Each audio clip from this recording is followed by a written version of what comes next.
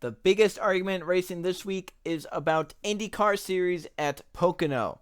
So, what is the argument about? Well, it's about the dangers of racing at the Pocono Raceway in these really fast Indy cars at a racetrack which isn't suited for Indy cars, as some people would say. I'm going to kind of analyze IndyCar Pocono and look at both sides of the argument and basically give what I think about it. So, Pocono Raceway broke ground in 1969, was opened up in 1971.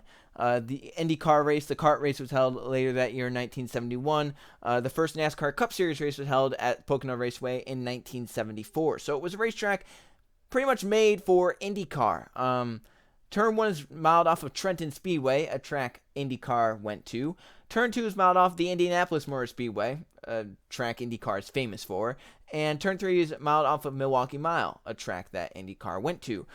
So basically, all three turns were modeled off of some racetrack that IndyCars had gone to, and basically put all three of those tracks into one big track, and where it's like, here, this is an IndyCar track. And then NASCAR started going there a few years later.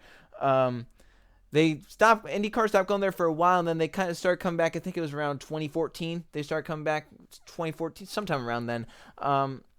And the first accident in the last 5 years occurred in 2015, where Justin Wilson sadly passed away after injuries to the head when he was hit with flying debris in a crash at Pocono. Happened off turn number 1. 2016, 2017, didn't really have anything bad. And then 2018, last year's race, we all know this story where, going off into turn number 2, everyone's being aggressive. It's early on in the 500-mile race, and Robert Wickens gets projected into the catch fence, suffers a back injury. He's still recovering from it to this day. He has not raced in IndyCar. He's making good progress, but obviously a career changer for sure for Robert Wickens. And then here we are, fast forward to 2019, a year after the injury of Robert Wickens and the crazy crash early on that race. On lap 1 here in this year's Pocono race, Takuma Sato makes a crazy move. He gets the draft off of Alexander Rossi, who had a pretty miserable start to the race. He just did not get going up through the gears, whatever. Takuma Sato sees that and goes to the outside of Rossi down Long Pond straightaway. On the inside of Rossi is Ryan Hunter-Reay, who was also involved in last year's crash with Robert Wickens. Takuma Sato cuts down on Alexander Rossi, not even close to clear. Cuts down on Rossi, then that gets down to Ryan Hunter-Reay. It's just a chain reaction crash. Those three go into the inside wall. After hitting the inside wall, you come back up. They came back up to the racetrack. There just happened to be some drivers there. Car got projected into the fence. Sato went upside down. It was just a nasty crash. Luckily, everyone was okay. Everyone walked away fine. Everyone got out under their own power, thankfully, especially considering it was only a year after what we saw with Robert Wickens. So after that, the whole debate has been, should IndyCar race at Pocono or not? Now, I'm going to analyze both sides and then give my 2 cents on this. The people that say IndyCar should not race here, why do they say that? Well, for one, it's a fast racetrack. It's a narrow racetrack. It is a dangerous racetrack. It's an oval. IndyCar races at ovals are dangerous. I guess it's not really an oval, but you get what I'm saying. It's not a road course. It's fast, high speed, stuff like that. They could also point out, hey, there's been 3 terrible crashes there in 5 years. Those are bad numbers. So obviously they do have some backup to them. The track is pretty narrow, so the crash that happened this year probably would not have happened if the inside wall wasn't as far as it was. The inside wall on Long Pond Straightaway is out pretty far, and it's not really that far in. I'm sure there's some reason why it's like that, but that obviously did cause the accident yesterday a little bit. they do have points. Like, hey, this is dangerous. They're going really fast. It's narrow. It's just not really made for Indy cars. It's not it's not the best track for Indy cars to go to. And maybe after three terrible accidents in 5 years, they should reconsider going there. Obviously, with all the reports that hey, they probably aren't going back there anyway. So they're saying like, hey, this is going to give them IndyCar more of an opportunity to be like, hey, we really don't want to come back. Now for the people that say IndyCar should race at Pocono, that there's nothing wrong. Here's what their argument is. The Justin Wilson crash that killed him. They're saying it could have happened anywhere, which is true. The crash didn't kill him. The debris killed him. Which is the sad fact of that, is that he was just in the wrong place at the wrong time. If he had been, a second back or a second forward, the debris would have hit the car. It wouldn't have hit him. So that could have happened at Indianapolis. It could have happened at Texas. It could have happened at a road course. They go to Portland. They're going to Laguna Seca. It could happen there. If a car crashes and some debris goes flying, if someone's driving by, it could theoretically come down and hit them. That's just how open wheel racing is. That will happen without some sort of deflection device. IndyCar obviously does have one of those, but like if it's coming from above, they need something else there. They also say, hey, crashes like this could happen anywhere. We race at Indianapolis, and Indianapolis is just as fast and dangerous as Pocono, yet we're not saying to get rid of Indianapolis off the schedule. Or something that some said, hey, Texas is pretty dangerous. Why are we still going to Texas if we shouldn't be going to Pocono? That's a valid point. Texas is pretty dangerous. Indianapolis is pretty dangerous. We've seen the crash at Texas back a few years ago where Joseph Newgarden fainted on the ground after the crash. He was like squeezed up against the wall upside down. We've seen, at Indianapolis, that track has killed drivers in the past. Scott Dixon a few years ago flying through the air and landing on the safety barrier, luckily not down, but with the bottom of the car. So Indianapolis is a pretty scary place. So is Texas. Ovals and IndyCar, they are pretty scary. They're fast-paced. These cars are like airplanes. They're so aerodynamic. There's so much downforce on these cars. They just stick to the turns and they fly around these racetracks that are ovals because there's so much banking and they don't really have to lift. And especially at ovals where you don't have to lift, it becomes like a Daytona Talladega pack race. Luckily for Pocono, they do have to lift in some corners, and it's less of a pack race than at tracks like what we saw at Vegas or Fontana. I'll get to that a little bit later, though. Yeah, those are really those arguments, is the fact that, Pocono doesn't control what the crashes were. Obviously, Takuma Sato caused the crash. The track didn't move Sato's car to the left at all. The track didn't make Robert Wickens try and shoot into a hole. So that's their thing, that the track didn't do it. It's just drivers being aggressive, and they could be aggressive at ovals. Those are tracks where they're fast and they can make moves in the draft and whatnot. And before I get into my side of the argument, some former and current IndyCar drivers have just given their opinions on the racetrack. First, we'll start with Robert Wickens, who knows from first-hand experience how dangerous Pocono can be, considering he's still recovering from the crash a year ago. He said, and basically to sum it up, it's ridiculous that we still go here. How many times until IndyCar realizes, hey, we shouldn't come back here? He said that.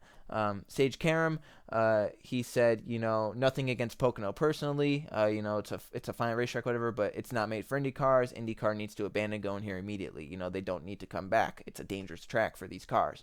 But then you have drivers like Scott Dixon, Will Power, and Simon Pagenaud that were like, hey, it's a fine racetrack, it's just unlucky. Scott Dixon especially, under the red flag for the crash and the fence repair, they interviewed Scott Dixon, who then said, I feel bad for the track. I feel bad for the people working at the track, because these types of crashes can happen anywhere we go to. Gateway, you name it. Iowa, it can happen anywhere. It just happens that this racetrack has the worst luck with these crashes.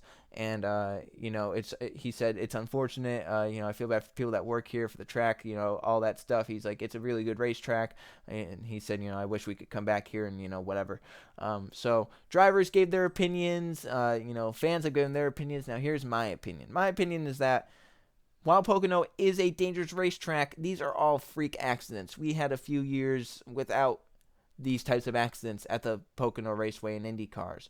It is a dangerous racetrack. I do agree with that. But Indy is also a very dangerous racetrack. Texas is a very dangerous racetrack. We still go to them. So I say if you abandon Pocono, you're going to have to abandon Texas as well, because that track has produced some gnarly crashes in the past. And people on my side of the argument have mentioned, Indy is very dangerous. And yes, Indy is very dangerous. The people on the other side of the argument have been like, Indy is dangerous, yes, but also the series is basically named after the Indianapolis Motor Speedway, and that is the biggest race of the season. So, obviously they're not going to stop going there, which is true. They're not going to stop going to Indianapolis Motor Speedway because it's dangerous.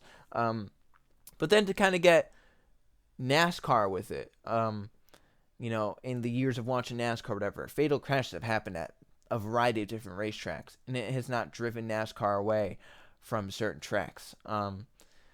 The biggest one you can think of is, sadly, Loudon, where we had those fatal accidents in 2000 with Adam Penny and Kenny Irwin.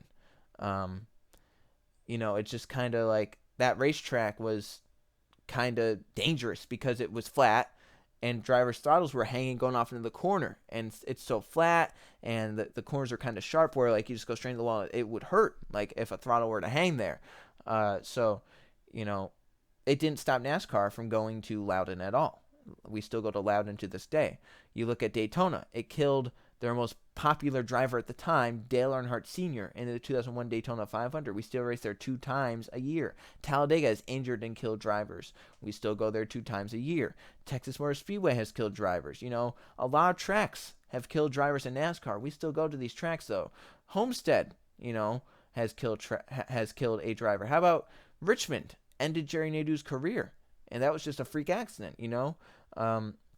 There are safety measures that can be implemented to make it safer, but at the end of the day, it's not really the track's fault. It's more or less, just events line up perfectly in a bad way.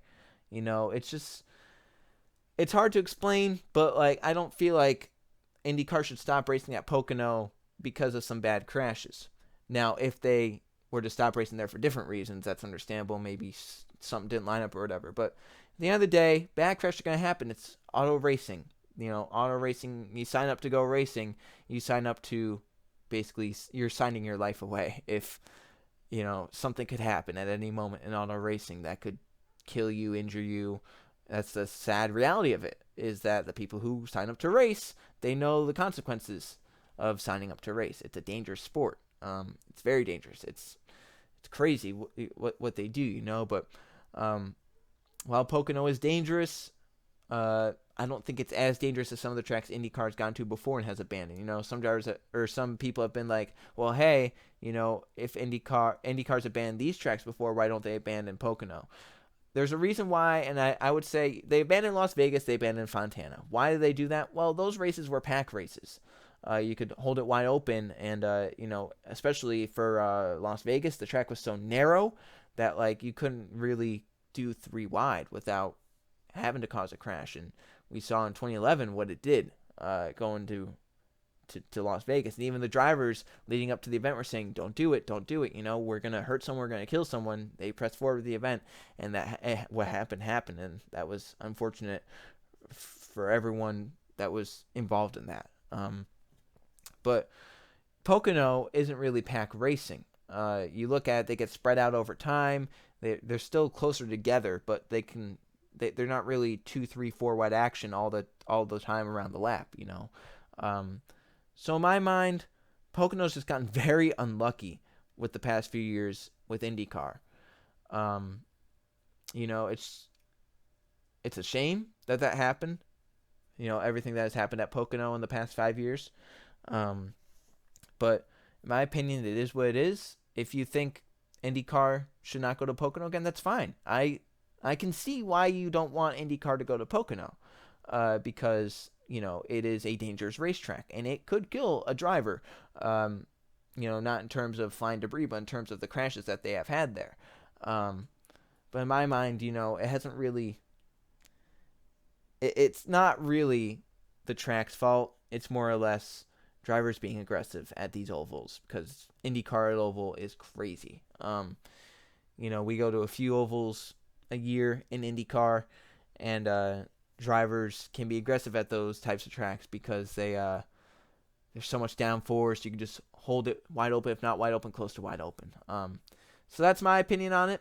Share your opinion on IndyCar at Pocono, because it's a topic for sure to not necessarily argue, but discuss. You know, Stuff like safety shouldn't be argued; it should be discussed. Safer barriers should be discussed, or different, types of implementations to cars to make it safer should be discussed, not argued. For safety, safety's number one, obviously, all the time. And IndyCar is normally the most ahead of safety in sports, in motorsports. They have an advanced team that goes to the track, and they are on the scenes like that. They just get to the scenes of the crash, and they, go to what they think. On Sunday, everyone went to Takuma Sato to make sure he was okay because he was wedged upside down on Ryan Hunter Ray's car. So we'll see what comes of it. IndyCar had already been talking about not going back to Pocono. So will this help that? Maybe. I don't know. But that's my opinion about it. Share your opinion if you want. Hope everyone from the crash is okay. And hope all comes for the best in IndyCar in the future. So thanks for watching, and I'll see you guys for the next video.